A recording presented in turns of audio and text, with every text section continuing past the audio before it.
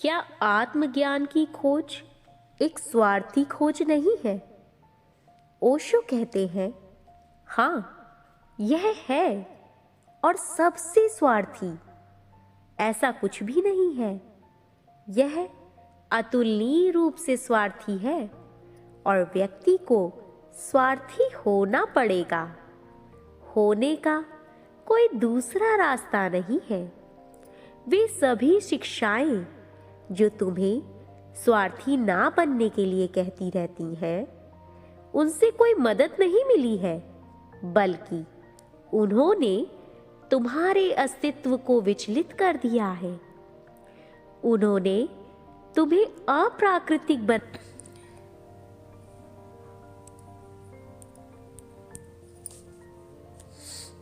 एकमात्र तरीका है। जितना अधिक आप स्वार्थी ना होने का प्रयास करते हैं, उतना ही अधिक आप सनकी होते जाते हैं। सनकी शब्द सुंदर है। इसका सीधा सा मतलब है ऑफ सेंटर। तब आप स्वयं में जड़ नहीं रह जाते। तब आप अपने अस्तित्व में स्थिर नहीं रह जाते। और एक व्यक्ति जो अपने अस्तित्व में स्थिर नहीं होता, वह एक झूठा जीवन जीता है, एक कृत्रिम जीवन जीता है।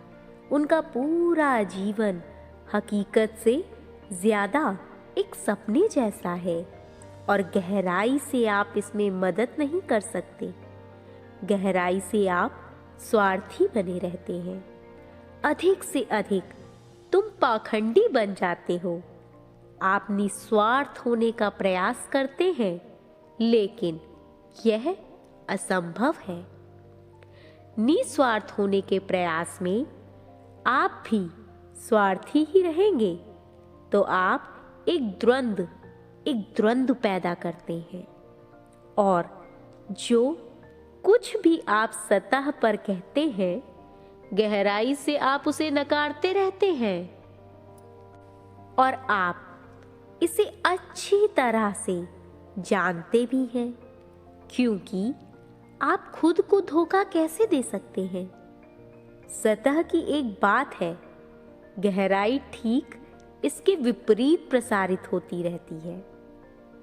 जैसे एक बार मुल्ला नसरुद्दीन के खिलाफ अदालत में मुकदमा चला और जज ने पूछा, नसरुद्दीन, क्या तुम इस औरत के साथ सोए थे? नसरुद्दीन ने कहा, नहीं। आपका सम्मान? बिल्कुल नहीं। आपका सम्मान? एक पलक भी नहीं। ठीक यही स्थिति है। आप कुछ कहते हैं और तुरंत आपकी आंतरिक गहराई उसका खंडन करती है। तुम विरोधाभास बन जाते हो। आप तनावग्रस्त हो जाते हो। तुम्हारा जीवन एक गहरी पीड़ा बन जाता है। मैं तुम्हें पूरी तरह से स्वार्थी होना सिखाता हूं। ओशो कहते हैं, क्योंकि मैं तुम्हें वह सिखाता हूं जो स्वाभाविक है। लेकिन अगर आप मुझे अच्छी तरह से समझते हैं, जो मुश्किल है, तो आप मुझे गलत समझ सकते हैं। अगर आप वास्तव में स्वार्थी हैं, तो आपके जीवन से बहुत कुछ बहता है जो बिल्कुल निस्वार्थ है। क्योंकि जब कोई व्यक्ति अपने अस्तित्व में स्थिर हो जाता है, तो उसके पास साझा करने के लिए, देने के लिए इतना कुछ होता है कि परोपकारी होने की कोई आवश्यकता नहीं रह जाती है। और यदि आप केंद्रित हैं, तो आप परोपकारी हैं, क्योंकि आपके पास उमड़ता हुआ प्यार है, उमड़ता हुआ अस्तित्व है। आपको साझा करना होगा। आप बिल्कुल एक फूल की तरह हैं, इतनी खुशबू से भरे हुए हैं कि इसे हवाओं के साथ साझा करते रहते हैं। आप एक गर्भवती प्राणी की तरह हैं। आप अपने भीतर इतना कुछ लेकर चलती हैं कि आपको देना पड़ता है, बांटना पड़ता है, और बांटने से यह और अधिक बढ़ता जाता है। लेकिन आप इसे अपने केंद्र से साझा करते हैं। इसीलिए मैं यह नहीं कह रहा हूं कि जब आप स्वार्थी हो जाते हैं तो आप निस्वार्थी नहीं होते। नहीं, बिल्कुल विपरीत। जब आप निस्वार्थ होने का प्रयास करते हैं तो आप गहराई से स्वार्थी बने रहते हैं। जब आप पूरी तरह से स्वार्थी हो जाते हैं तो आपके जीवन में एक बेहद खूबसूरत निस्वार्थता घटित होती है। लेकिन आप इसके प्रति सचेत भी नहीं हैं, क्योंकि यदि आप सचेत हैं तो यह झूठ है। जो चीजें प्राकृतिक और स्वास्थ्यवर्धक हैं, उन्हें चेतना की आवश्यकता नहीं है। क्या आप अपनी श्वास के प्रति सचेत हैं? हाँ, कभी कभी जब कुछ गलत हो जाता है, जब कुछ बीमार हो जाता है, जब सांसें वैसी नहीं चलती जैसे होनी चाहिए, तब तुम सचेत हो जाओ। तुम चिंतित हो जाते हो, तुम फिर सचेत हो जाते हो। अन्यथा श्वास तो दिन रात 24 घंटे चलती ही रहती है, चाहे तुम सो या फिर जागो, चाहे तुम प्रेम में हो या घृणा में, चाहे तुम चलो या फिर बैठो, चाहे तुम कुछ भी करो, श्वास तो चलती रहती है। यह आपके जागरूक होने पर निर्भर नहीं है, और यह सौभाग्य की बात है कि यह आपकी चेतना पर निर्भर नहीं है। अन्यथा आप पहले ही मर चुके होते। अगर आपको इसके बारे में सावधान रहना होता, अगर आपको ऐसा करना होता, तो यह बहुत पहले ही रुक गई होती। निस्वार्थता सांस लेने जैसी होनी चाहिए। तुम्हें केंद्रित होना चाहिए, तभी ऐसा होता है। निस्वार्थता स्वार्थ के विपरीत नहीं है। निस्वार्थता पूरी तरह स्वार्थी होने का उप उत्पाद है।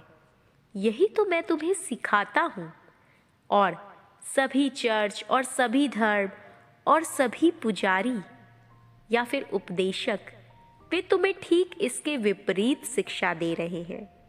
उन्होंने मानवता को भ्रष्ट कर दिया है। उन्होंने आपके दिमाग में जहर भर दिया है। आगे ओशो कहते हैं कि हाँ, आत्मज्ञान एक स्वार्थी खोज है। यह उत्तर उस उत्तर का आधा हिस्सा है जो मैं आपको देना चाहता हूँ। अब दूसरा भाग, क्योंकि आत्मज्ञान एक स्वार्थी खोज है, सबसे स्वार्थी, अतुलनीय रूप से स्वार्थी। आप खोज के माध्यम से आत्मज्ञान प्राप्त नहीं कर सकते। यह खोज आपको हजारों तरीकों से एक सुंदर व्यक्ति बनाएगी, बुद्धिमान, दयालु, लेकिन प्रबुद्ध नहीं। तो इस प्रकार मेरे लिए 3 प्रकार के व्यक्ति मौजूद हैं।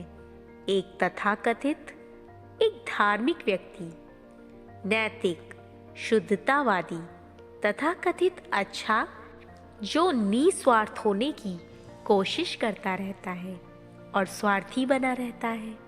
दूसरा, व्यक्ति जानता है कि होने का कोई अन्य तरीका नहीं है, जानता है कि स्वार्थी होना ही एकमात्र तरीका है, जो केंद्रित हो जाता है और निस्वार्थी हो जाता है, जो स्वार्थ के माध्यम से उप उत्पाद के रूप में निस्वार्थकता को प्राप्त करता है।